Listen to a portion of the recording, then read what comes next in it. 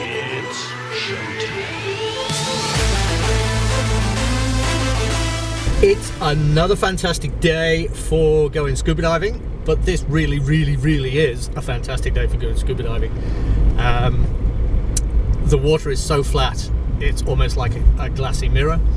Well, maybe that's a bit of an exaggeration, but it feels like that anyway. A little bit later start than normal. It's just 2 minutes after 9 o'clock on a Friday morning now, and we're just heading into the Caloundra Powerboat Club again, where Mick is waiting with his boat, hopefully in the water, and all we've got to do is load up our gear and head out. We're heading back out to Flinders Reef.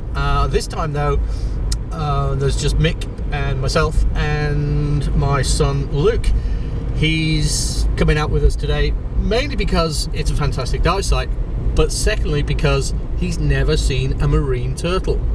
So he's going to see several turtles today, I would say.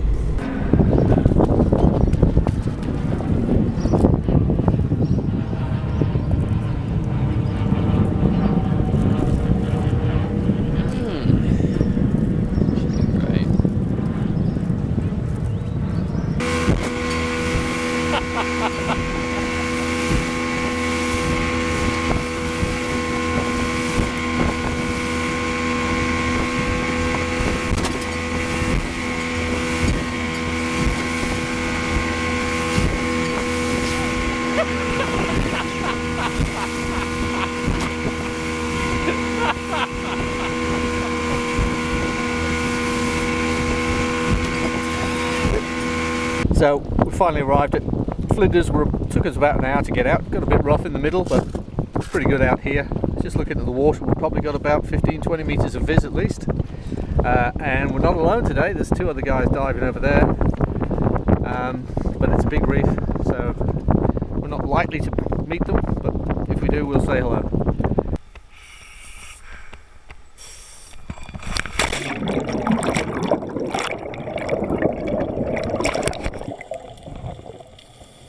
That's pretty much all you see when you throw yourself backwards off the side of a boat. So we're just dropping down, and already lots of small fish around. Water visibility at this particular time was 15 to 20 meters.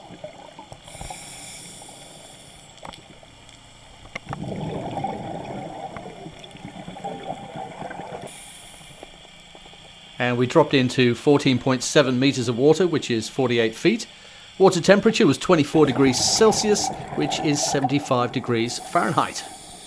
Luke is having his first dive at Flinders Reef, and he's so happy he decides to do some spins. First thing we spotted when we got down there was this little ray. Tried to get a bit closer to get a better view for you, but this guy was not feeling photogenic that day at all.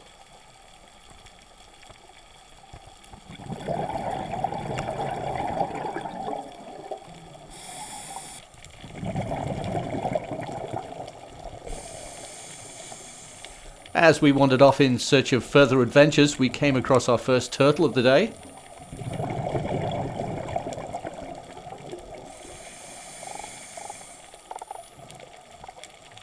This guy wasn't too big. He was probably about the size of a dinner plate.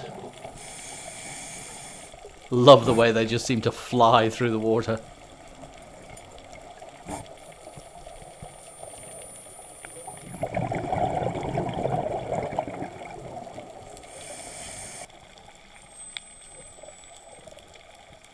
The two dives we did this day on Flinders Reef seem to be dominated by small fish, and lots of small fish. These beautiful blue ones, just amazing colours.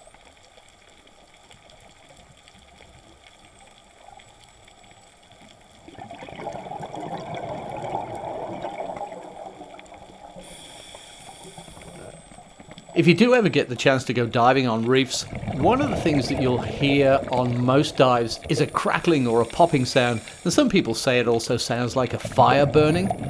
This is actually the sound of thousands of finger-sized creatures that are seldom seen but almost always heard. They're colonies of foraging pistol shrimp. The fact that you can hear them is impressive because the pistol shrimp only grows to 3 to 5 centimeters, which is 1 or 2 inches long. And these shrimp have an oversized claw, and when they rapidly open and shut the claw, it produces a loud cracking sound, which is sort of like a sonic blast. And the shockwave of that blast is sufficient to stun a passing crab or a small fish because it generates an acoustic pressure bubble that extends a distance of 4 centimeters from the claw and can reach speeds of 97 kilometers an hour. That's 60 miles an hour. And it creates a sound reaching up to 218 decibels. That's just awesome.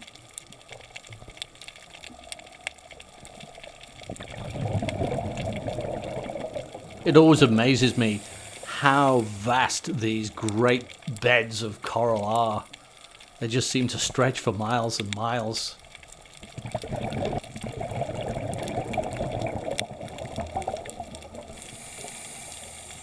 And because we had so much direct sunlight this day, the colours are really standing out. It was a cloudless day.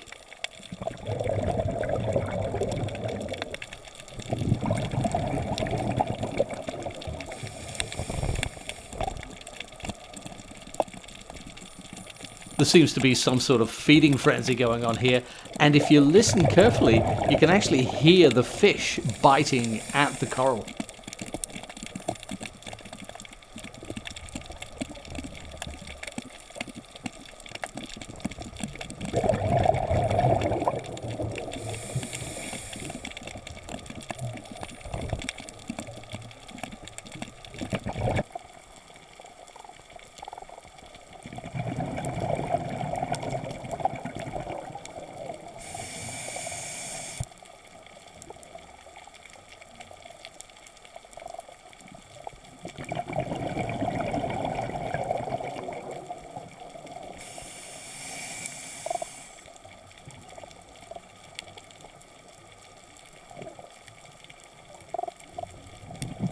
Just when I thought it was all going to be small fish for the day, along came some shoals of bigger fish.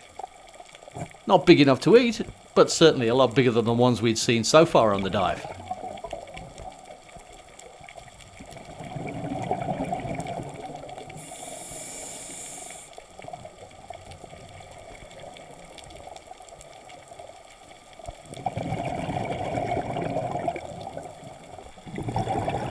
It's almost like waiting to cross a busy road at rush hour.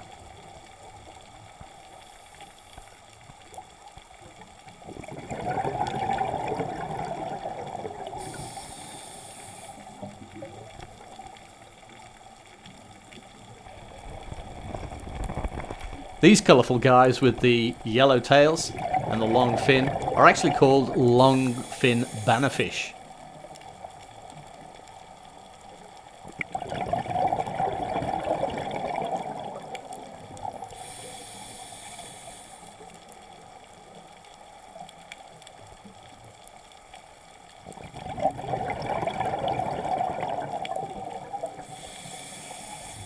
This guy, he was a decent size. He would have made a nice meal. And he didn't seem too shy about sticking around for some close-up camera work.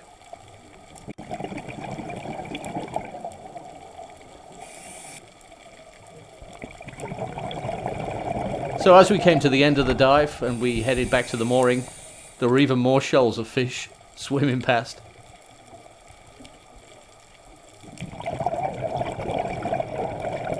And it was time to head up to our safety stop at 5 meters depth, where we had to hang around in limbo for 3 minutes. I know 3 minutes doesn't seem like a long time, but when you're just hanging onto a rope and looking at the bottom, wishing you were down at the bottom, it can be an eternity.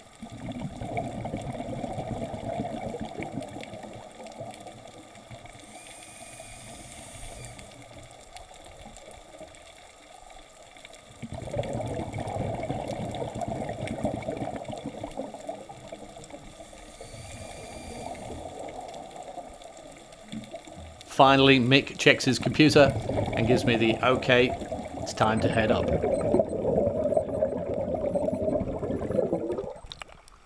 We did 2 dives on this day out, both of them with a maximum depth of 15.1 meters, which is 49.5 feet. The first dive was 73 minutes and the second dive was 62 minutes.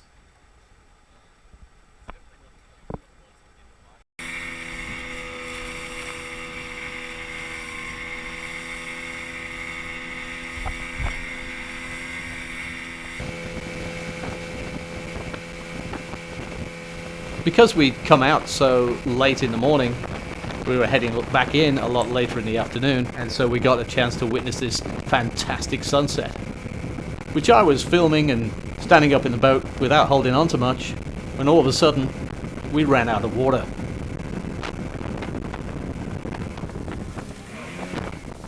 And that's what it looks like when you run out of water. Mick had literally missed the channel by about 2 meters. 6 feet.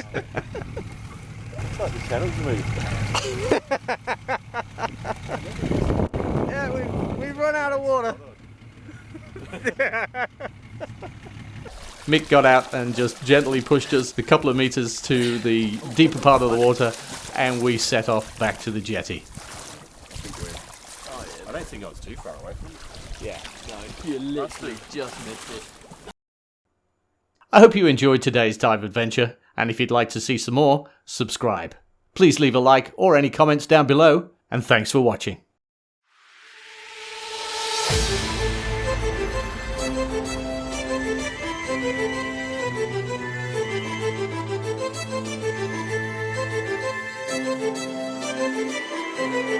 It's showtime.